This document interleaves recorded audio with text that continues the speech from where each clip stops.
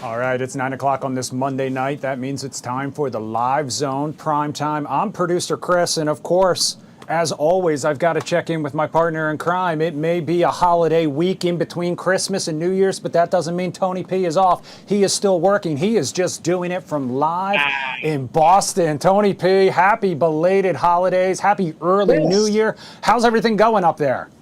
Sir, I got to tell you, you know what? I do not believe in this whole void week where it's like, okay, the holiday's over. And the magic, the reason why it's the void week is because the magic is still here. The 12 days of Christmas happen after the 25th. So I am still celebrating with my incredible glasses here. I have all my gifts. Look at this Christmas trivia I got over the holiday, and I couldn't answer any of these questions. We had some golf balls I got as well, and a few other things. Necessary. I got a new suitcase, some Play-Doh, okay? Someone in a stocking stuffer, Secret Santa, they like me. They love the kind of squishy stuff. And I have my little squishy. I love that as well. I'm going to call him Saul the Snowman. I don't know why, but I just think it's a cool name. So here we are. And it is, I'll tell you, it was an incredible holiday.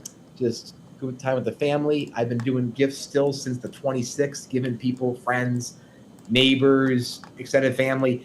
And I've been trying to keep the holiday going as long as I can because the magic was so great on the 24th and 25th. Just the thing about what's funny is that it's been so cold, just like in DC, like those couple weeks ago, we'll talk about weather later, but we had a couple weeks back where it was like in the teens. Mm-hmm. That's what it's been here. Since the snow that we all saw on my camera back on the 23rd, it got colder and colder and colder. And I'll tell you, I got a brand new coat for Christmas. Santa knew something.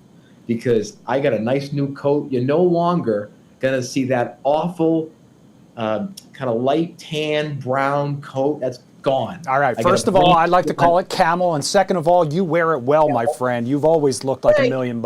You always wear coats well, my friend. I'll tell you, that leather coat we did the motorcycle stuff on, that was just primo. So it's been an incredible time here back home. I come back tomorrow, 4 o'clock, so I will be in studio with you tomorrow night. That was going to be my next question. I was wondering what your plans were for New Year's, but we're going to get into all of that coming up here in just a little bit. We're also going to talk weather, like we just mentioned. But, Tony, you know, if it's live and if it's happening right now, we are going to bring it to you.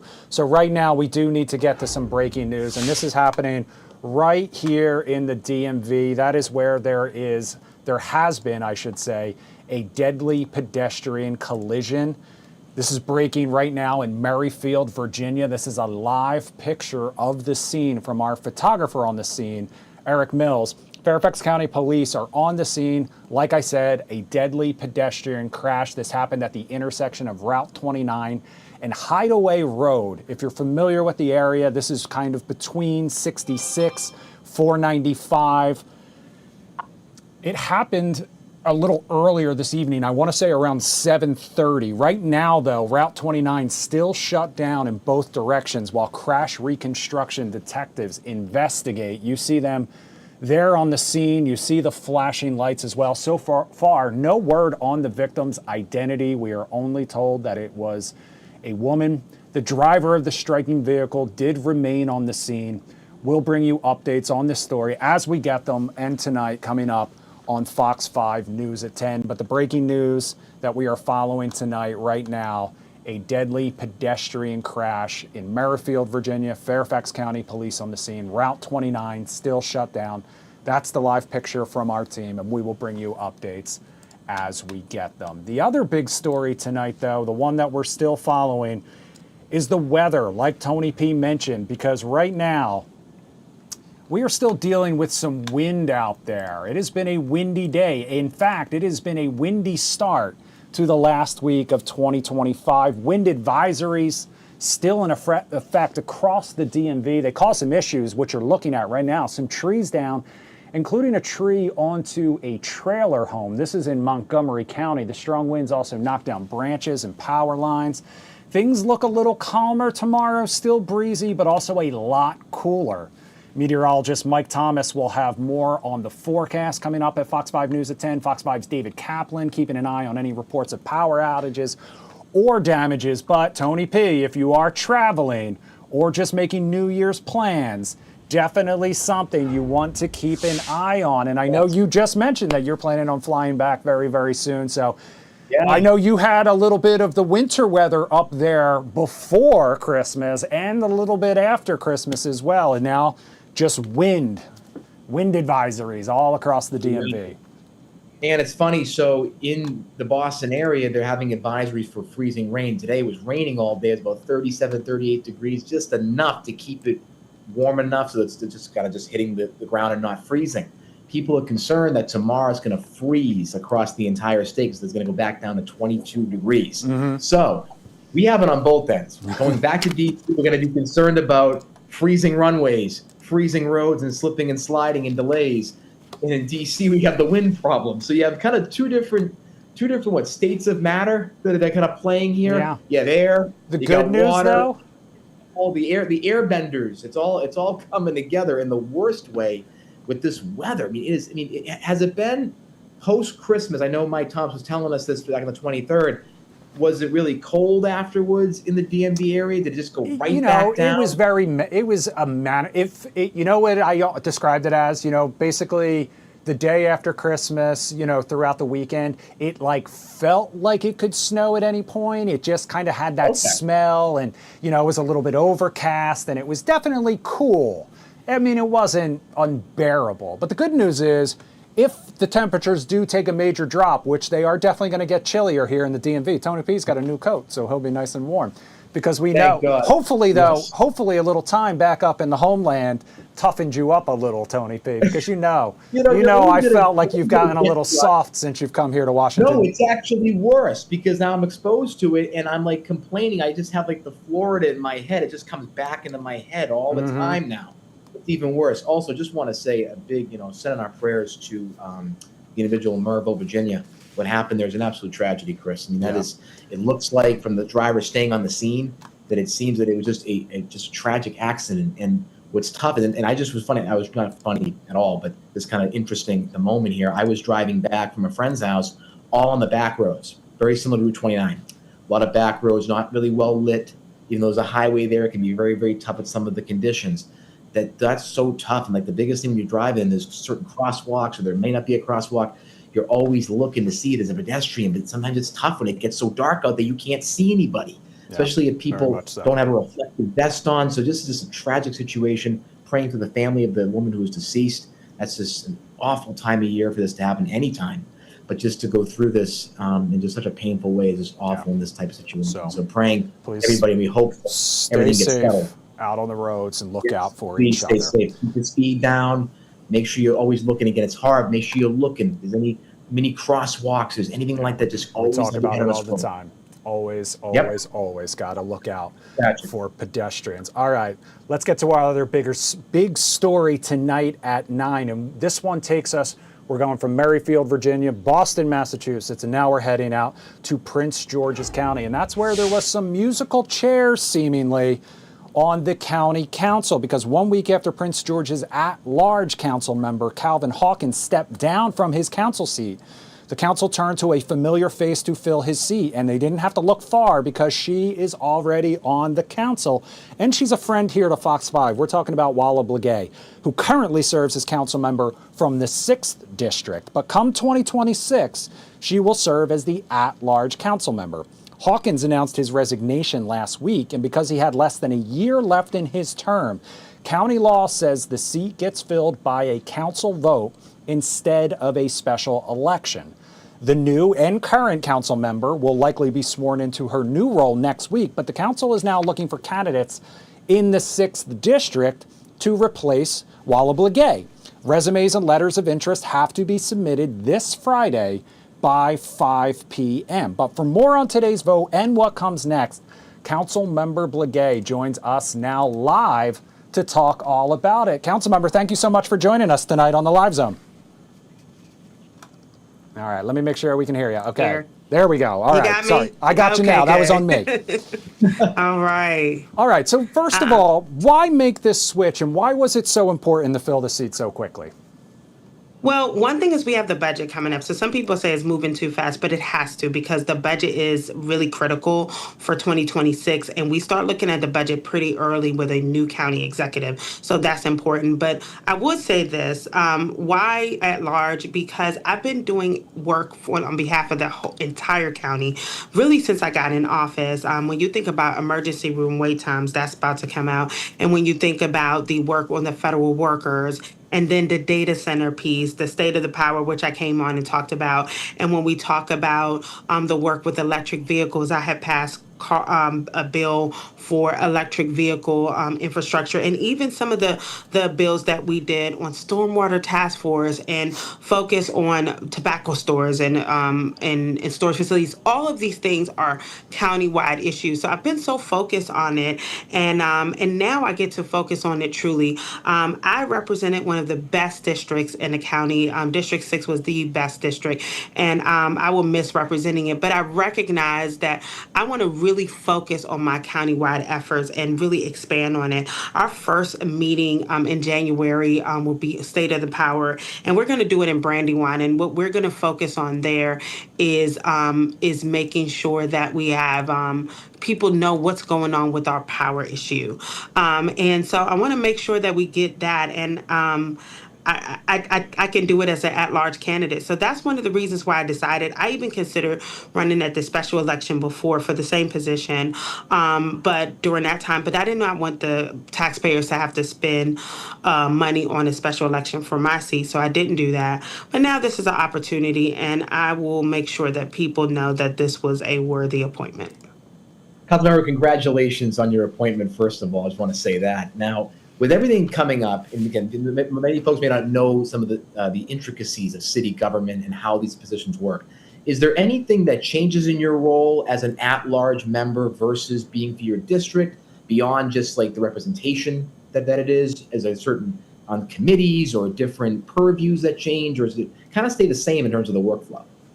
A little bit the same. I will say that when it comes to projects within the district, that would really go to the council member in that respective district. And that was what I had to navigate before when I was at large. I mean, when I was District 6, because oftentimes I want to work on things that would impact multiple districts, and I have to make sure it's like district courtesy. You have to tiptoe around the issue. So now I have that, like even when we talked about 301, we wanted to do something on Route 301, but 301 is a smaller part of my district, is a bigger part of District 4 and District 9. So you have to kind of do that. With at large, you could take all those issues and throw in.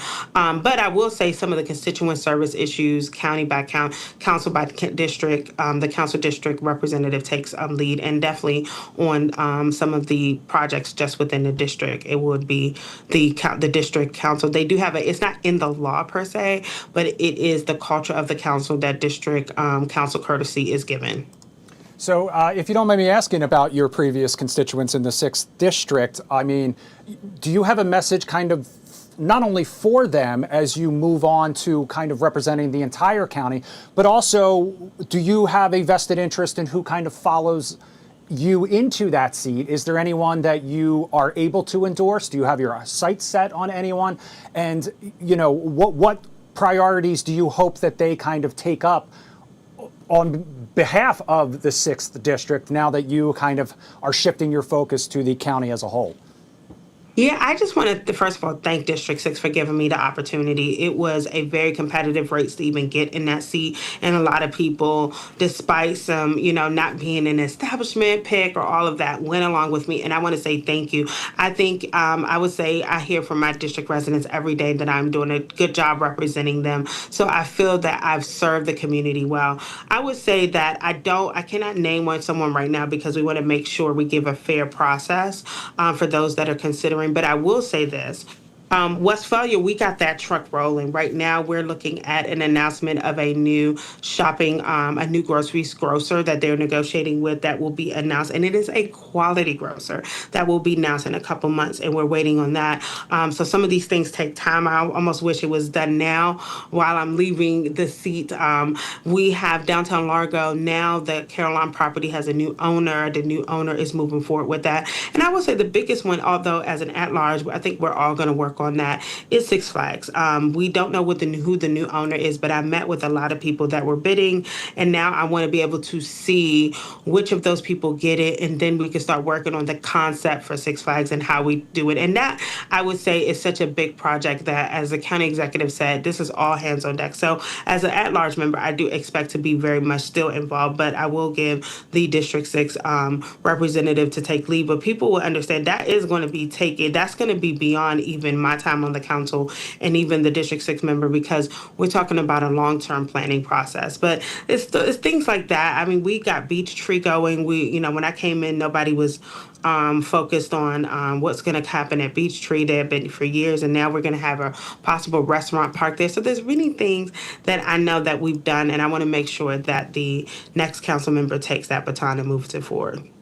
And speaking of those things that may not be on the top of the menu, right? We hear things about energy prices, Six Flags, all these really important issues. But as we head into 2026, and as we have this kind of shakeup on the council, what are some of the kind of behind the scenes things, the things that we don't hear about a lot that are really need to be focused on in the coming year that may need to get some traction, or things that you are focusing on that aren't on the kind of, mainstream top of the menu? What are those things, and what are the impacts they could have? Well, healthcare is one of the big ones. We are seeing that there's going to be an increase in healthcare costs that's going to be coming in the coming years. So we do have to really come up with a strategy on how we're going to deal with our healthcare issues. We have a high infant mortality rate. We're almost really have a huge gap when it comes to some of the health services that we're trying to fill. And then we have not enough hospitals for the residents that we have. We're looking at 5 hospitals in a place with almost 1 million residents, where in Baltimore they have 14 hospitals with 500,000 residents. So that's how much we're in a deficit when it comes to healthcare. So that's got to be on the forefront. We tried to push that. That was one of those countywide issues that I focused on, with the focus on primary care and the fact that we are lacking gravely. And then when we look at the energy crisis, is something that we all have to face. This is a hot button topic, but it's a hot button topic for a reason, because if we don't do something, the actual increase of bills will be substantial over time. And we already see a tightening in the households. And then we also have a food insecurity issue that's growing in the county that we didn't have before. But the high layoffs and people losing their jobs on the contractor side, and even losing business opportunity, has led to high food insecurity that we have to fill. So, Councilmember Blagay, I know that you are appointed to this at-large seat. You'll take your oath of office, but then you'll only serve until the end of former council member Hawkins' time in office. And then you have said, and Tom Fitzgerald reported earlier today, you do plan to run for that at-large seat for a full term after that. 38 people had put in their names for this current temporary position. Do you expect a tough race coming up for that full term? I am going to put my best foot forward to compete for that position, but I will say this: my work speaks for itself. One of the reasons why I went at large is we had so many people from other districts reaching out to my office, basically asking, "What are you?" Basically, how can you help me? And now I can tell them I can represent them. So I already have a track record that speaks for itself, and I'm going to run on that. And when you think about, the dynamics of a race like this next year, how are you preparing now in terms of getting things ready? Is it more constituent outreach? Is it doing fundraising operations, or mostly focusing on some of those policies that you want to nail down? It's policy focused. We're having meetings all of the time. And understand, I'm just serving the way that I've been serving my district for the last almost 4 years. So that is what I'm doing now. So if somebody says, "Oh, you're doing something to win an election," no, I've been doing this anyway. We're starting, like I said, in Brandywine in District 9, and we're gonna go backwards and go up to District 1. And we're going to be meeting with people across the county to basically hear their concerns and jump on other big topics that they think that should come to the forefront. I mean, mean, I've represented a pretty big district, but sometimes what had the issues in District 6 might not be the issues in District 1 or District 2. We have a high immigrant population, also in District 6, but District 2, the Langley Park area, has been hit hard. So we want to talk about that there. So we are going up and down the districts to talk about these issues, and we'll make sure people understand that we are definitely working with them. Councilmember Blagay, I kind of have to ask, can we read the tea leaves a little bit? Any indication that maybe eventually you'd like to kind of run for any higher office, whether it's just here in Prince George's County or maybe even statewide? At this time, I'm focused on a position. I just got in this at-large position, and I got work to do. Okay. Well, Councilmember Blagay, thank you for spending some time with us here tonight on the Live Zone Primetime. If people want to follow along with your work, if they want to learn more about what you're doing, where can they go to do that? They can reach out. I mean, I would say we can't say Council District 6 anymore, but they can reach out to our office, Walla KB on Instagram, and Walla Blagay on Facebook, and then they could reach out to us at the council office now, and we will definitely reach out to them. They will be, they will let us know so that we could be able to be in touch with everyone. All right. Well, we look forward to speaking with you more about the issues facing Prince George's County in your new position come next week in 2026. Thank you. All right. We're going to take a quick break. Tony P., we're going to take a live look out at the White House. You can see those flags blowing in the wind. We know those wind advisories still in effect. We also know that Mike Thomas will have much more on the forecast coming up. Fox 5 News at 10 here on Fox Local coming up in just about 40 minutes. On the other side of this break, though, Tony P. and I are going to meet in the middle. He's in Boston. I'm in Washington, D.C. We're going to take a live look at what's happening up in Times Square, New York. Tony's also going to share what else he's been keeping his eye on this busy holiday, kind of Monday, as we celebrate Twixmas, that week in between Christmas and New Year's, where no one's exactly quite sure what day it is. We're going to take a quick 2-minute break. We'll be right back.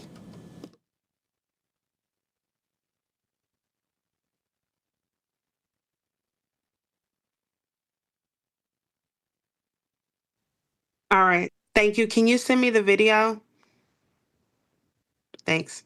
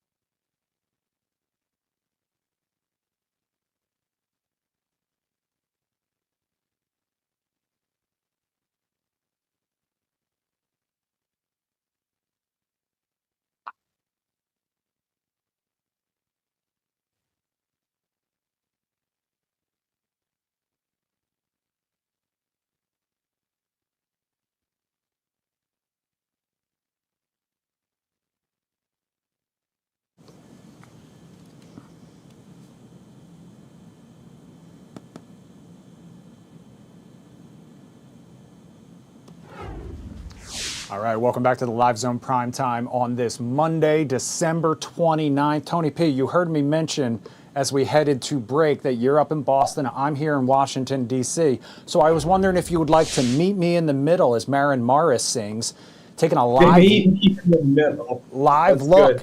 look at Times Square right now. And if you look above the Kia logo, which still not sure how Kia got such prime branding. Yeah. But what you're seeing... Oh, they paid money for that one. I know, I can only imagine. But what you're seeing light up right above that is the Times Square crystal ball that's going to drop on New Year's Eve at midnight. Right below it, if you look, this is also courtesy of our Earth Cam. You can see the numerals 2026. They're just not lit up. Barely. I was keeping an eye on this a little earlier, and they were. So, you know, it looks like they're doing a little bit of testing still, possibly.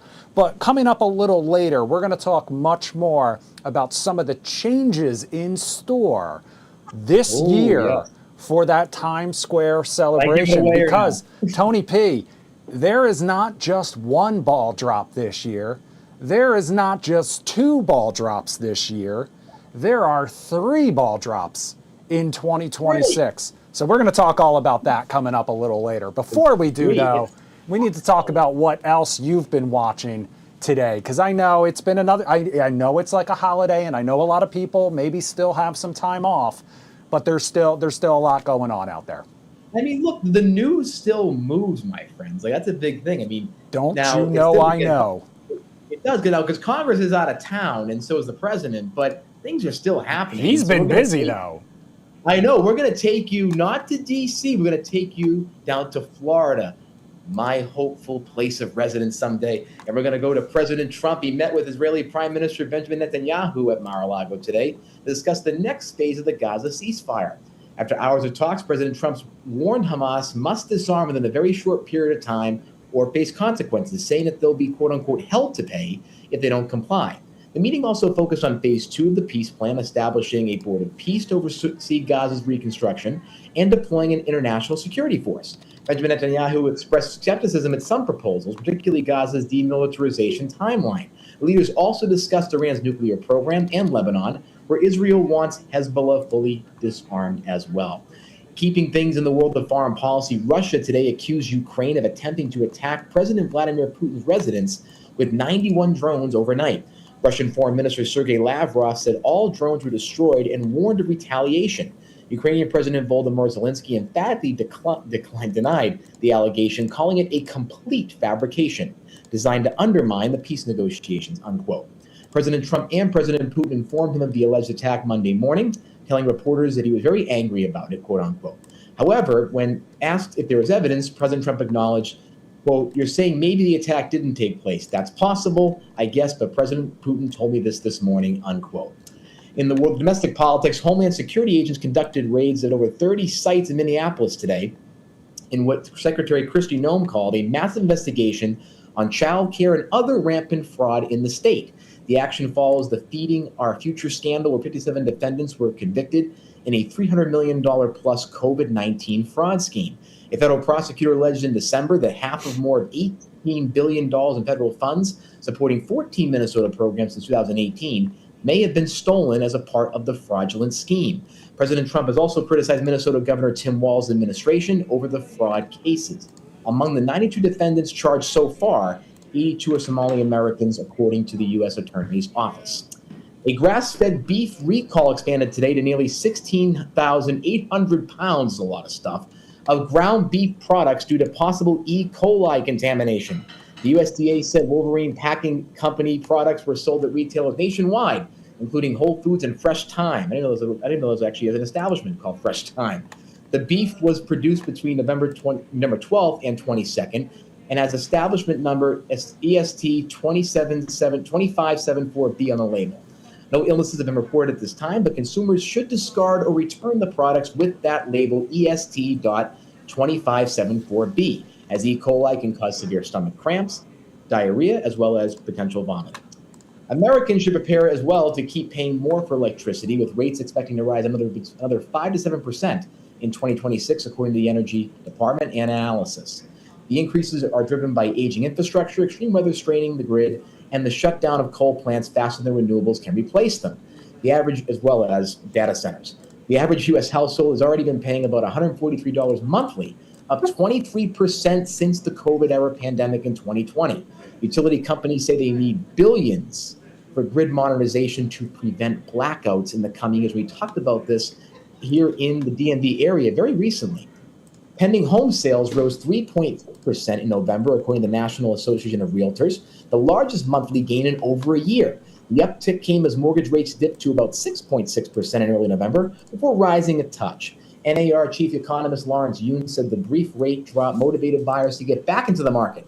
However, sales remained 7.1% below last year's levels, and affordability challenges persist, with the median home price still at $406,100, producer Chris. It's putting a lot of us out of that opportunity of the American dream, or the cornerstone of the American dream. And finally, Google revealed its top searching trends of 2025 today, with one of them being, sadly, the Bondi Beach attack, followed by the Brown University shooting, as well as the Rob Reiner death as well, recent headlines. Of course, we send all our prayers and love to those individuals and their families. In entertainment, searches for Raul Malo and Greg Biffle spiked after their deaths as well, while Taylor Swift Travis Kelce wedding was the most searched celebrity topic, despite the couple only being engaged. ChatGPT down and Claude outage were among the top searches in the technology space. Google Trends shows Americans remain focused on breaking news, celebrity culture, and of course, the AI technology that just happens to just be around all of us. It's everywhere. And it is part of the social media ether and what we're searching for, because now AI is basically now another search engine for us. So it is all happening, another search engine, and we're just continuing to add more ways to do less work. Yeah, it's it's not just a search engine, though. It's also like a form of social media, because you can't open TikTok without being inundated with AI. And then there's like that whole app you can do like AI videos. And this all leads to why one of our words of the year for 2025 was AI slop. That was like one of the last ones that we heard. It's all tied together, and again, it really just reflects kind of where we're headed technologically, as well as just, I think, for our culture, where AI is touching advertising, it's touching sports, it's touching everything that we see. AI is present.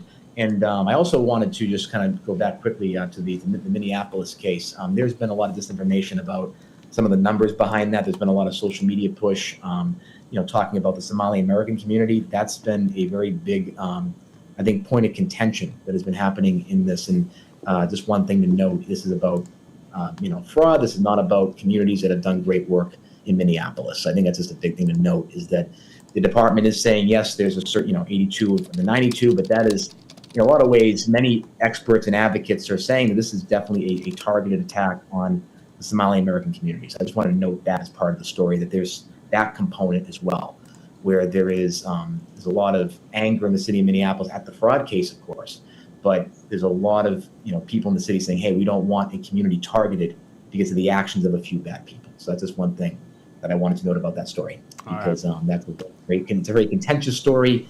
The administration is taking a big angle at it, of course, with these raids today, but there are real people in these communities. And I just want to make sure we note that as part of the story, the football context. Yeah, a couple sports stories we're following as well for anyone out there who cares about what's going on in Monday Night Football. Right now, the Rams are getting spanked. Monday. 21-0, the Falcons leading with about 35 seconds left in the first half. Ooh. If you're more of a basketball fan, NBA fan, a little bit of upsetting news for fans of the Denver Nuggets, because Nikola Jokic, the Joker, limped off the court earlier at halftime of the Nuggets game down in Miami earlier tonight. He appeared to hurt his left knee with about 3 seconds left before the intermission. He had 21 points, 8 assists, and 5 rebounds in the first half.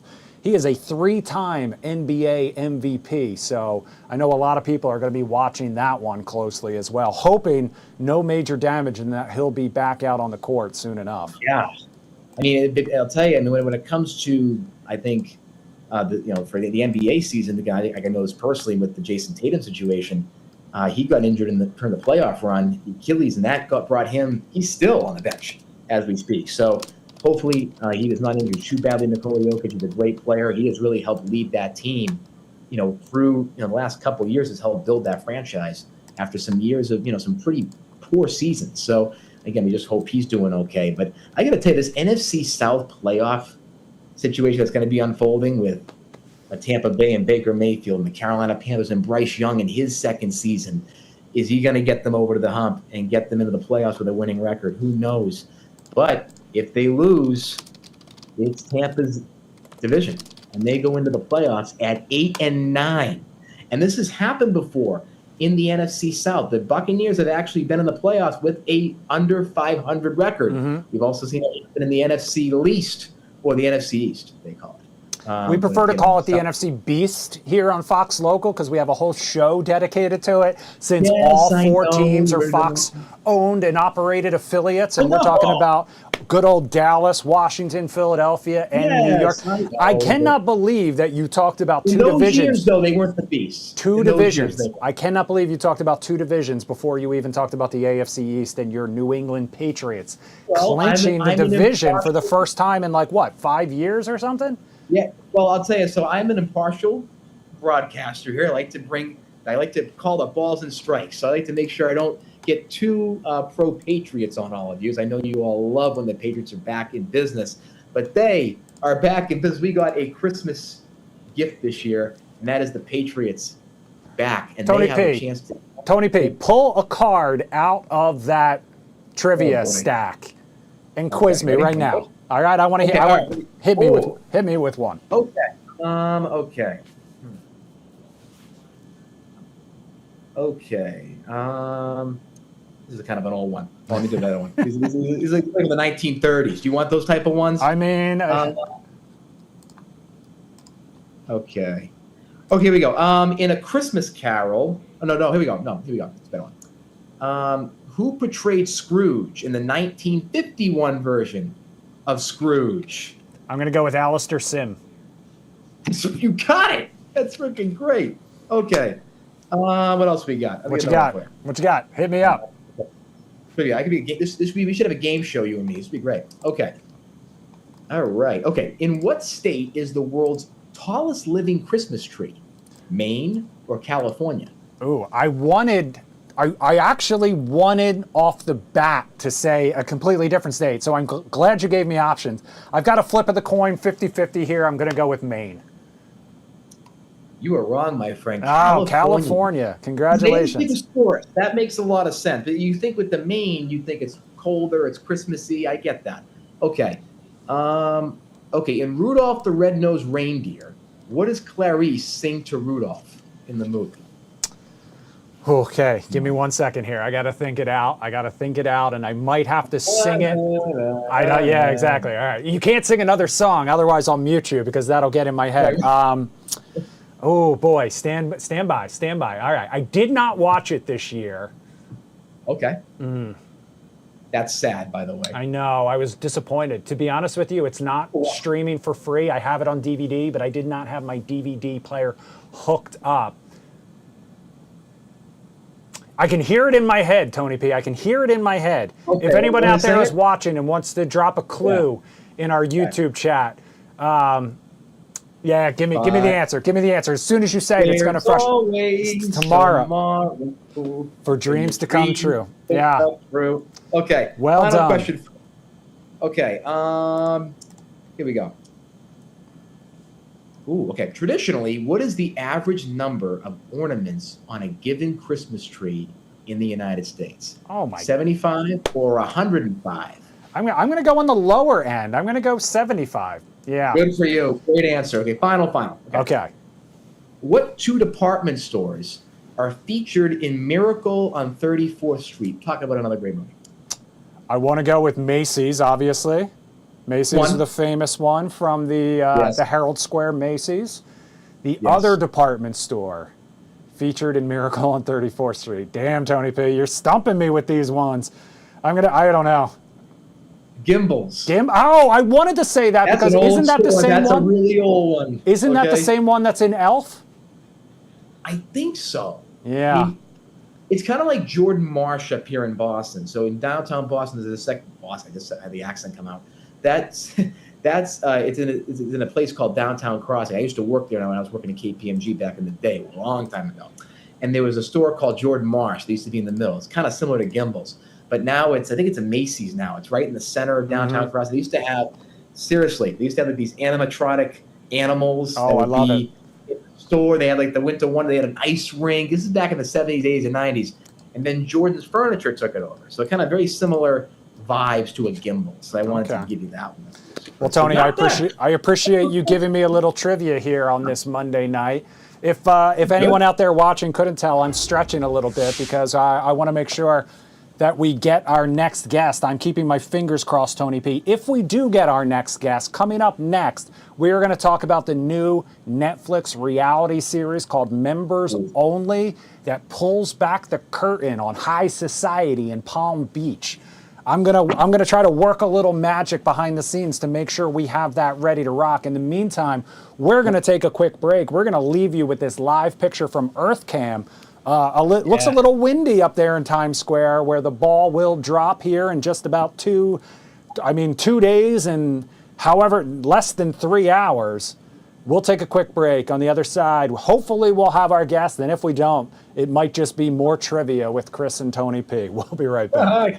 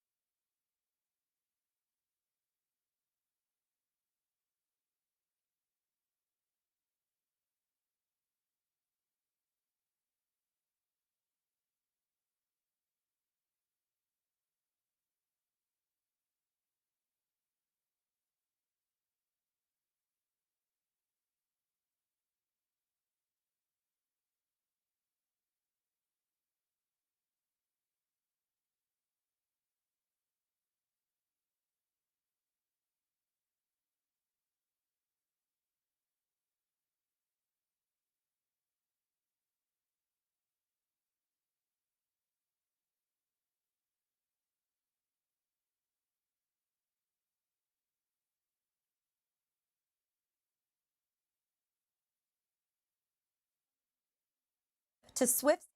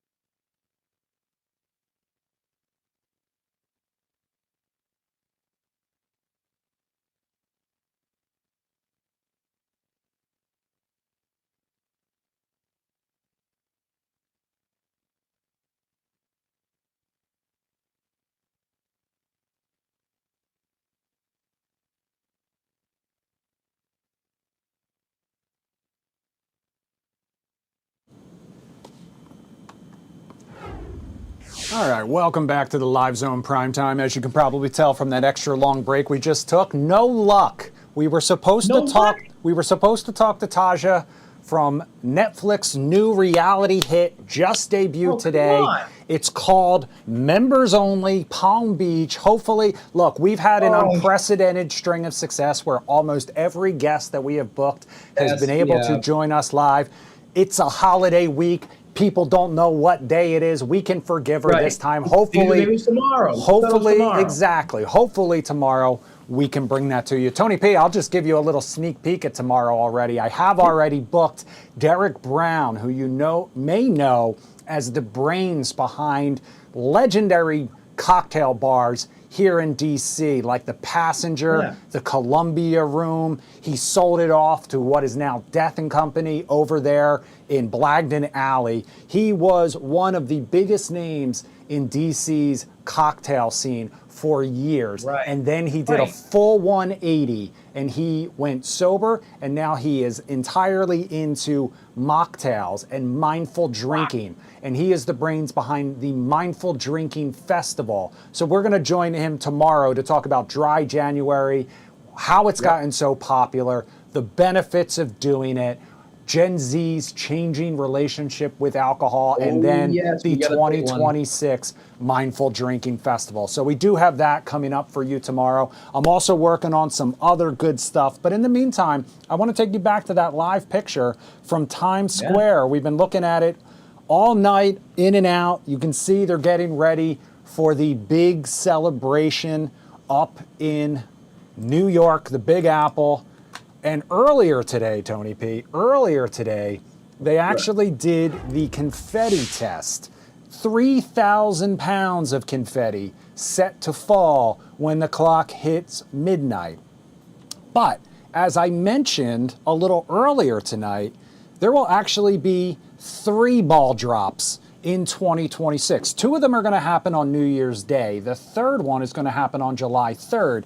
And this is part of that America 250 celebration, which you can see the numbers all lit up in red, white, and blue. And you can see that America 250 scrolling on that legendary, that famous crystal ball. This was part of the test earlier this weekend. So the first ball drop will ring in the new year. That's at midnight. The confetti will include the New Year wishes from people who wrote on the New York wishing wall during the holiday season. The second ball drop about 5 minutes later, and that's that America 250 one. The third ball drop will be on July 3rd.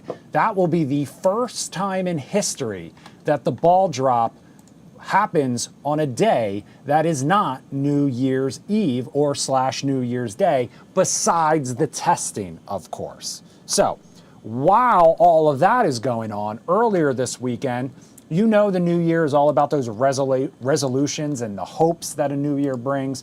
But the Sunday before, all about saying good riddance to the things we want to leave behind in 2025. It's called Good Riddance Day up in New York. And visitors to Times Square get to write down what they want to ditch, what they want to leave behind in 2025. Then they symbolically rip it up and they throw it in that trash can. So my question for you, Tony P. A, do you like the idea of celebrating America's birthday with another ball drop, or do you like reserving that special for New Year's Eve? And then B, what would you like to leave behind in 2025? I think that because of the nature of the interesting year it is, 250, 2026, I think it's okay, especially the 50 years do for 250, 300. Okay.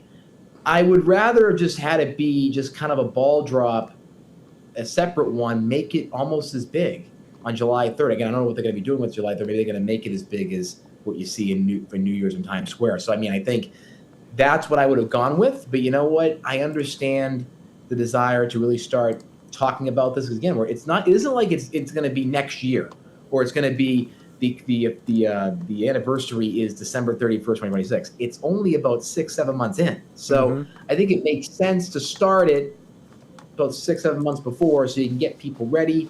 Some folks may not even be paying attention to the fact, hey, it's 250 coming up, right? So I think it's smart to start now, get them ready for the new year, and then do it in July. But I think maybe for 275 or things like that, even that's still a decent number, I would probably do a separate drop for those things. For 50 increments, 100 years, go for it. I think Tony P should have to ride a horse Paul Revere style and let everyone know about I would listen. The live zone prime time. Get me on there going, the British are coming, the British are coming. Or as we say back home, the British are coming. They're coming. That's more like it. Coming. Now, for anyone out there who does not know about America 250, Fox 5 has been counting down for weeks already. Every Wednesday, we feature another little area across the DMV on air on Fox 5 and fox5dc.com and Fox Local. You can go on Fox Local. We have a whole shelf, a whole selection of stories that we have done already kicking off this countdown. Not just here in the DMV, but our partners all across the country working on the same thing. So lots of America 250 content for you. While we look forward to the future, though, Tony P, we also want to look back. I kind of avoided that last question. Wait, what? I kind of avoided that last question that you asked. About what you want to leave behind in 2025? Yeah, I know. I caught that. I was letting you go. Thank you, sir. But you know what? I will take it. I'll have the courage and I'll answer the question. I think I did a lot of self-work and introspection over the last couple of days being up here in the holiday season. I would say the biggest thing I'm leaving behind is I think it's just taking things personally. I think a big thing about being on social media, I've been on it now for three years in this kind of influencer viral capacity, right? And I take a lot of the hate I receive personally. And I think that makes me react in ways that I wouldn't really want myself to react if I look at it 20 years from now. I get very angry, or I'll try to clap back and try to be meaner than them. And I just don't think that's good. So I think for me, it makes me someone I don't like. And for me, it just I get to this place where I'm bitter and I just hate myself afterwards. So you know what? I think for me, not taking things personally, acknowledging things that they're present, they're there, it's hot air. And I think the second thing is I have a lot of things I'm working on in 2026. I think the second thing is to stop comparing, not trying to compare my journey to somebody else's, or what are my numbers on social media, or what am I doing in business or broadcasting. Try to not compare or try to be a one-to-one to somebody else. Actually try to, to chart my own journey. I think charting my own journey is an important thing in 2026, and letting myself free of comparing and contrasting. That's at least how I'm feeling into this new year. Now, my friend, what are yours? One or two? I love that, and I agree with you 100%. Earlier tonight, Guy Lambert and I talked about this on Do You Like It or Not, and I told him, and Melissa in our Zoom room had a very similar take on it. There are enough people out in the world who are more than happy to be mean to you and tear you down. Not you specifically, but you, the universal you. So there's no reason that we need to do it too. So what I would like to leave behind is being so hard on myself sometimes, or being so self-deprecating, or being so judgmental of myself, or those sorts of things. There's only one of me. There's only one. I only get one life. I want to start being a little bit nicer to myself and setting a good example for my future children, which are right around the corner these days, as you know. Talk about something in the new year that'll be coming, a total change to your life, my friend. No question. More on that coming up, as you know. Stay tuned for that. Yes. All right, Tony, we're down to the final couple minutes. Obviously, we lost the segment, but I've always got something in my back pocket, as you know. So I want to pitch it over to our friend from Fox, Ashley Dvorkin. She took a look back at the year that was 2025 in entertainment. Take a listen. Right. From a bewitching friendship to Swift's engagement era, here's a look at some of the biggest entertainment stories of 2025. Cinderella. Yes, Cinderella. The indie film Anora swept the Academy Awards. The story of a Brooklyn sex worker who marries the son of a Russian oligarch took Best Picture, Best Actress for Mikey Madison, Film Editing, Original Screenplay, and Best Director for Sean Baker. 16 carriages. At the Grammys, Beyoncé going country with Cowboy Carter won her Album of the Year, marking her first time winning the category. You know who could. In additional accolades, the title of People's Sexiest Man Alive went to Wicked star Jonathan Bailey. Travis Kelce popped the question to Taylor Swift, and the two shared their engagement news in August. Selena Gomez and Benny Blanco tied the knot in September. In celebrity splits, Nicole Kidman and Keith Urban announced their divorce in September after being married 19 years. In court cases following an 8-week trial, Sean Diddy Combs was found guilty of 2 of 5 charges against him. A New York jury found him guilty of 2 counts of transportation to engage in prostitution and not guilty of racketeering, conspiracy, and sex trafficking. Diddy was sentenced to 50 months in prison. His lawyers were granted an expedited appeal set to begin in April 2026. One legal battle between It Ends With Us co-stars Blake Lively and Justin Baldoni came to a conclusion. A judge formally ended Baldoni's $400 million countersuit after he and his company missed a deadline to refile. Lively's sexual misconduct and retaliation lawsuit against Baldoni has a trial set for March 2026. It all started in December 2024 when Lively sued Baldoni for sexual harassment, retaliation, and a campaign to destroy her career. It's Jimmy Kimmel Live. When it comes to stars at the center of controversy, Jimmy Kimmel Live was temporarily suspended by Disney and ABC after remarks he made following the assassination of political activist Charlie Kirk. The decision led to a wave of debate over free speech, with many celebrities speaking up in Kimmel's defense. The suspension lasted 6 days. But you don't know the life of a showgirl. In music news, Swifties got a new album with The Life of a Showgirl, and only 5 days into its release, set the record for the biggest opening week for an album in the streaming era. According to Billboard, the collection sold 3.2 million copies, with an extra 300,000 units from streaming. The Weeknd's After Hours Till Dawn tour surpassed $1 billion, making it the highest-grossing tour by a solo male artist ever.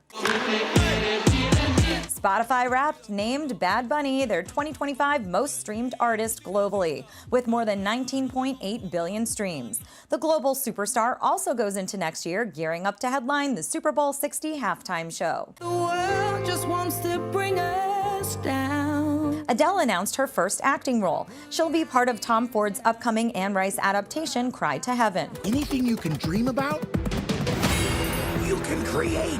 Banking big at the domestic box office, the brick-building, game-inspired adventure, a Minecraft movie, scored more than $423 million.